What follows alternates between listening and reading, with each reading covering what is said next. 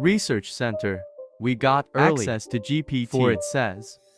To simulate GPT-4 behaving like an agent that can act in the world. Arc combined GPT-4 with a simple read, execute, print loop that allowed the model to execute code. Okay, new chain of thought, reasoning, and to delegate 2 copies of itself. Arc then investigated whether a version of this program running on a cloud computing service with a small amount of money and an account with a language model API would be able to make more money, set up copies of itself, and to increase its own robustness.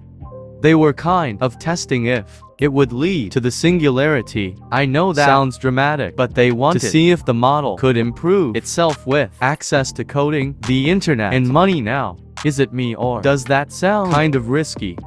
Maybe not for GPT-4. Sure, it's not smart enough yet, but if this is the test that they're going to use on GPT-5 or 6 or 7, color me slightly concerned.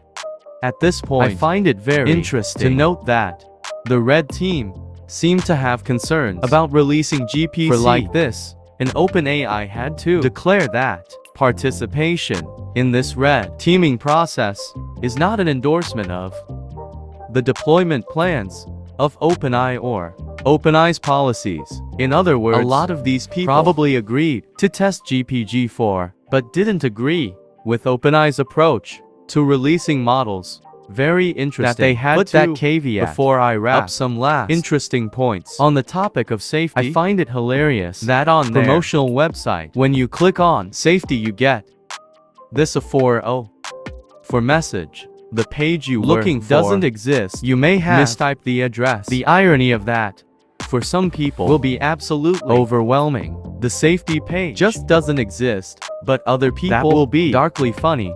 Couple last interesting things for me. Here are the companies that are already using GPT-4. So of course, you can use Bing to access GPT-4, the new Chachi BT Plus model of GPT-4, or any of the apps that you can see on screen.